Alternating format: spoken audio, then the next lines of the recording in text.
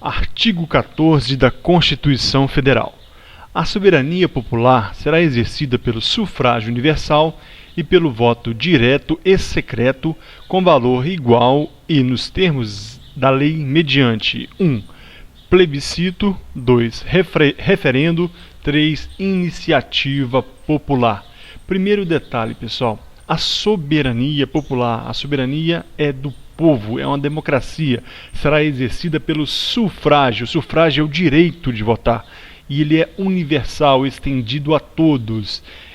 Pelo voto, o voto é a maneira como se exerce esse direito, e o escrutínio, que é secreto e direto, com valor igual para todos. Um homem, um voto. O voto do presidente tem o mesmo valor do mais simples eleitor, e nos termos da lei mediante plebiscito.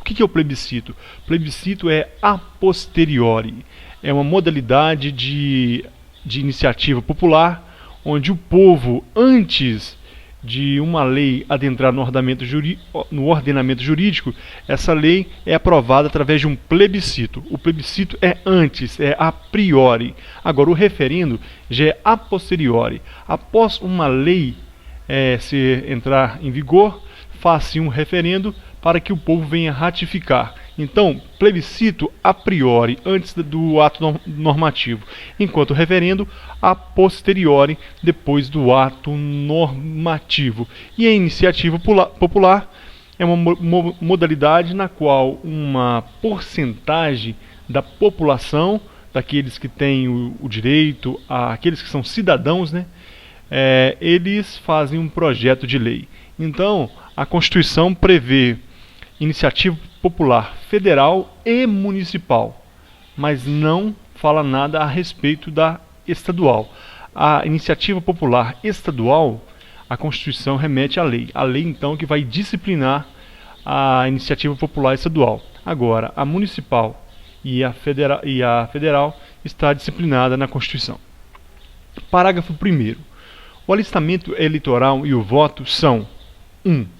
Obrigatórios para todos os maiores de 18 anos. Todos maiores, então, são obrigados a se alistar e a votar, o alistamento é obrigatório. O voto, a gente pode colocar entre aspas, porque na realidade o indivíduo tem a obrigação de ir lá. No dia da eleição, lá ele pode não votar, ele pode anular o voto. Então, sua obrigação, em tese, é de comparecer à urna de eleição, de votação. Mas, para a Constituição, é obrigatório o voto. Então, para nossa prova, o que interessa é a prova. Obrigatório para os maiores de 18 anos. Facultativos para os analfabetos, os maiores de 70 anos, os maiores de 16 e menores de 18. Então, aquele que é analfabeto, ele não tem obrigação de votar, mas ele pode, assim como aquele que é maior de 70, guarda esse número, porque pode cair uns 60 na prova para tentar confundir. Os maiores de 70 anos e os maiores de 16 e menor que 18. Muitas vezes cai em prova, para tentar confundir o candidato, perguntar se o analfabeto ele está excluído do processo eleitoral. Nós veremos a seguir que o analfabeto não tem capacidade eleitoral passiva, ele não pode ser eleito, mas ele pode eleger, ele pode votar. Então, atentar para essa situação. Parágrafo 2º. Não podem alistar-se como eleitores os estrangeiros e, durante o período de serviço militar obrigatório, os conscritos. Então, o estrangeiro ele não tem a capacidade, ele não tem o pressuposto para votar, que é a cidadania, ele é estrangeiro. E aquele também militar, aquele conscrito, aquele que está prestando serviço militar no período da sua conscrição, ele não também irá votar por motivo de hierarquia e disciplina. Parágrafo 3º. São condições de elegibilidade na forma da lei. Atenção para essa palavra, elegibilidade. São condições para que o indivíduo possa ser eleito, não é votar. Primeiro, elegibilidade. Nacionalidade brasileira, ele tem que ser nacional. 2. pleno exercício dos direitos políticos. Se ele estiver com os exercícios políticos suspensos por decisão da Justiça, ele não pode ser reeleito. Terceiro, o alistamento eleitoral. É lógico, ele deve estar com seu título eleitoral em dia, deve estar alistado. 4. Domicílio eleitoral na circunscrição. Então, o seu domicílio eleitoral deve estar de acordo com o local que ele quer ser eleito. Por exemplo, ele está com seu título de eleitor lá no Mato Grosso. Ele não pode ser candidato em São Paulo, porque o seu domicílio eleitoral é o Mato Grosso. Agora, o seu domicílio eleitoral é o Mato Grosso e ele mora lá no Rio Grande do Norte. Ele pode ser candidato no Mato Grosso? Pode, é o domicílio eleitoral. E o 5º, filiação partidária. Ele deve estar filiado a um partido político, que é uma pessoa jurídica de direito privado, os partidos políticos. Atenção, essas são condições de elegibilidade. Não são condições para que o indivíduo tenha condição de votar. É para ser eleito, não vamos confundir essa situação. 6. Idade mínima D. Então, há diferentes idades para determinados cargos. Quando o indivíduo atinge, vamos começar de baixo para cima, letra D. A partir dos 18 anos, ele pode ser vereador. Então, só pode ser candidato a vereador com 18 anos. Na letra C, com 21 anos, ele já pode ser deputado federal, deputado estadual, distrital, prefeito, vice-prefeito e juiz de paz. Então, 21 anos, ele já pode subir um pouquinho. Prefeito, deputado, juiz de paz. E os vices, respectivos. Com 30 anos, ele já pode ser governador e vice-governador do estado e Distrito Federal. Compare sempre o Distrito Federal para essas questões constitucionais. Vamos comparar ele sempre aos estados, para que fique mais fácil o nosso entendimento. Então, 30 anos para governador e vice-governador do estado e do Distrito Federal. Com 35 anos, que é a letra A, ele adquire a capacidade eleitoral plena, a capacidade de elegibilidade plena. Ele pode ser presidente da República, ele pode ser vice-presidente da República, ele pode ser todos os cargos abaixo, ele pode ser senador, ele pode ser ministro do Supremo, ele pode ser PGR, ele pode ser AGU, então advogado-geral da União, procurador-geral da República. Então, com 35 anos, ele atinge a capacidade eleitoral plena. Dando continuidade ao nosso estudo, nós temos que falar ainda das condições de inelegibilidade. Então, são inelegíveis os inalistáveis e os analfabetos. Quem não pode ser eleito? Os inalistáveis. Aquele que não pode se alistar na Justiça Eleitoral, ele também não poderá ser eleito. Então, aquele que não pode se alistar não pode ser eleito. Se ele não tem nem sequer o título de eleitor, como ele vai ser eleito? Não tem como. Então, e também os analfabetos. Lembra do Tiririca? Recentemente, para ele ser... havia suspeitas de que ele era analfabeto, então ele foi submetido a uma prova para comprovar se ele não era analfabeto. Então comprovou e pôde ser reeleito. Então os analfabetos, eles não estão excluídos do processo eleitoral. Eles podem votar, é uma faculdade, mas não podem ser eleitos. Parágrafo 5º. O presidente da República, os governadores de estado e do Distrito Federal, os prefeitos e quem os houver sucedido ou substituído no curso dos mandatos poderão ser reeleitos para um único período subsequente. Então, a Dilma Rousseff é a presidente ou presidenta, os dois estão corretos, até 2014. Em 2015, ela pode ser mais um período subsequente. Então, ela pode somente mais uma reeleição. O que acontece? o vice-presidente hoje, Michel Temer. Se a Dilma vem a faltar por algum motivo, falecimento ou qualquer outro motivo, e o Michel Temer o substitui até o final do mandato, ele só pode também ser reeleito mais um período subsequente. Então é isso que está dizendo esse parágrafo 5º. Não só o presidente da República, mas também governador e prefeitos. Parágrafo 6º. Para concorrerem a outros cargos, o presidente da República, os governadores de Estado e do Distrito Federal e os prefeitos devem renunciar aos respectivos mandatos até 6 meses antes do pleito. Vamos memorizar esses cargos, pessoal: presidente da República, governador dos Estados e Distrito Federal e prefeitos. Como que a gente vai memorizar esse parágrafo 6º? Somente os cargos do Executivo. Então, os cargos do Executivo, presidente, governador e prefeito, eles devem renunciar 6 meses antes para concorrer ao novo pleito, 6 meses antes de terminar o mandato. Mas deputado não precisa, senador não precisa e vereador não precisa. Então, somente os cargos do Executivo. Ok?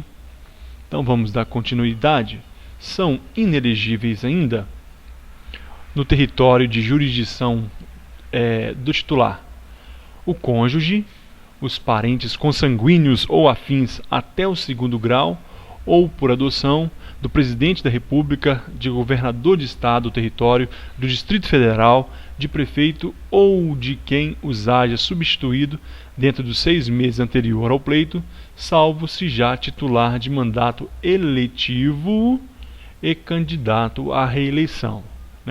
Vamos sublinhar essa parte de baixo. Vamos explicar ela primeiro.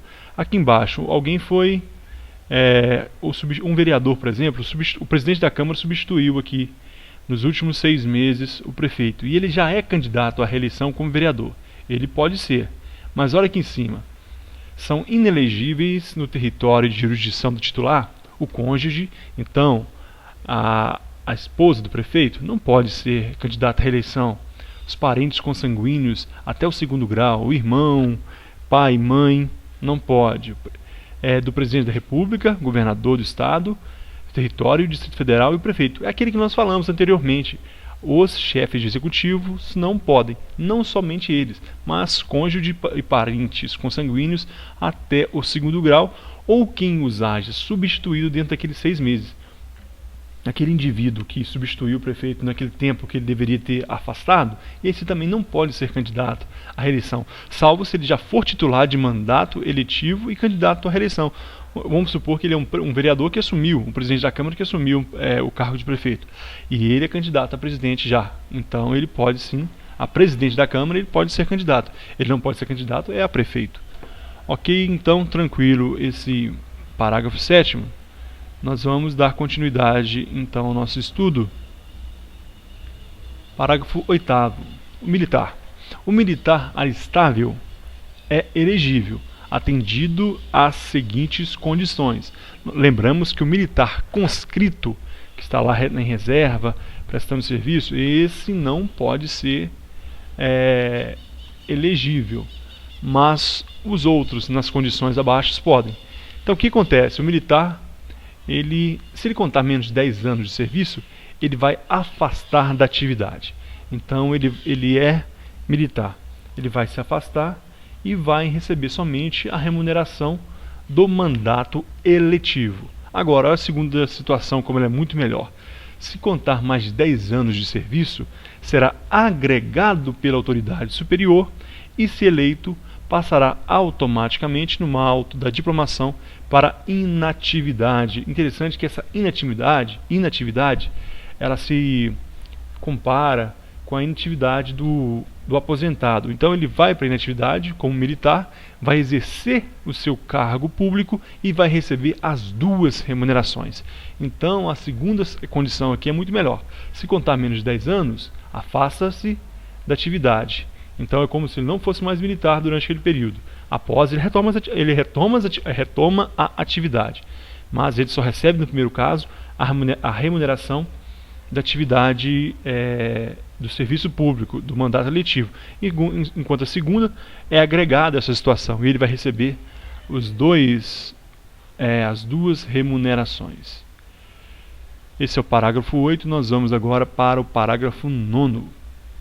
Lei complementar estabelecerá outros casos de inelegibilidade e os prazos de sua cessação, a fim de proteger a probidade administrativa, a moralidade para o exercício de mandado considerada via pregressa do candidato, e a normalidade e a legitimidade das eleições contra a influência do poder econômico ou o abuso do exercício de função, cargo ou emprego na administração direta ou indireta.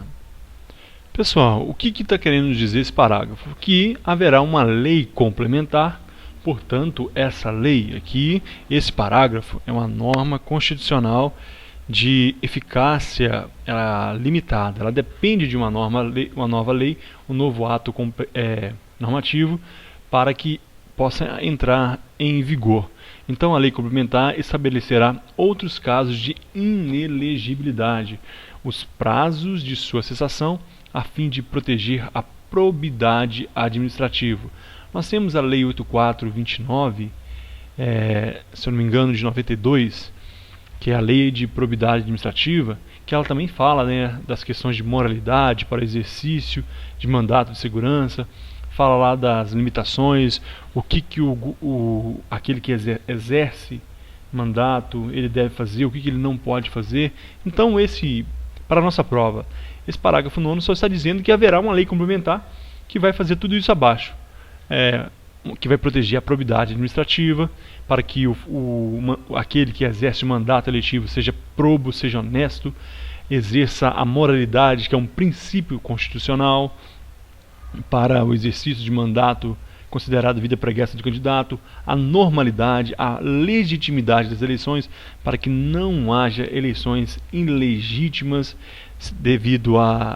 seja por inelegibilidade, seja por abuso do poder econômico, ou seja, compra de voto e outros casos, etc. Então é isso que o parágrafo 9º nos está dizendo. Continuando, parágrafo 10º. O mandato eletivo poderá ser impugnado ante a Justiça Eleitoral no prazo de 15 dias contados da diplomação, instruída a ação com provas de abuso de poder econômico, corrupção e fraude. O indivíduo foi eleito dia 10 de outubro. Até o dia 25, 15 dias, então pode ser impugnado, aquele mandato eletivo pode ser impugnado ante a Justiça Eleitoral. Então, no prazo desses 15 dias, contado da diplomação. Instruída o quê? Com provas. Provas de ação com provas, deve haver provas robustas, provas evidentes desse abuso de poder econômico, corrupção ou fraude. Isso é muito comum no Brasil nas eleições. Só que muitas vezes não há provas suficientes, aqueles que receberam favor não querem denunciar, então tem todas essas situações. Mas esses 15 dias aí é para entrar com ação, não que o ato será impugnado em 15 dias. Parágrafo 11. A ação de impugnação de mandato tramitará em segredo de justiça, exceção ao princípio da publicidade. Nós temos os princípios da administração pública, que são legalidade, impessoalidade, moralidade, publicidade e eficiência. É o famoso LIMP: legalidade, impessoalidade, moralidade, publicidade e eficiência. Princípios da administração pública. A publicidade, a quarta, é um princípio. Esse é uma exceção. Todos os atos devem ser públicos, salvo aqueles que tramitam em segredo de justiça. Então, essa ação de impugnação de mandato diretivo tramitará em segredo de justiça, respondendo o autor na forma da lei, se temerária ou se manifesta má-fé. Então, o autor dessa ação, se ele é apenas um derrotado na eleição e está fazendo aquilo de má-fé, então ele também pode ser punido por entrar com essa ação. Ok, então dando continuidade, nós temos agora Esse é o parágrafo 11. Então, nós encerramos o artigo 14 com esse parágrafo 11. A ação de impugnação de mandato tramitará em segredo de justiça, respondendo o autor na forma da lei, se temerária ou de má-fé. Então, pessoal, nós encerramos aqui o artigo 14 e nós aguardamos vocês nos próximos trabalhos. Obrigado por todos que nos têm acompanhado. E, se possível, pessoal, cliquem à direita do vídeo, na parte mais alta, os parceiros comerciais que estão nos ajudando também. Apenas clique e nos dê uma força. Obrigado a todos vocês. Aguardo vocês no próximo vídeo. Valeu, pessoal!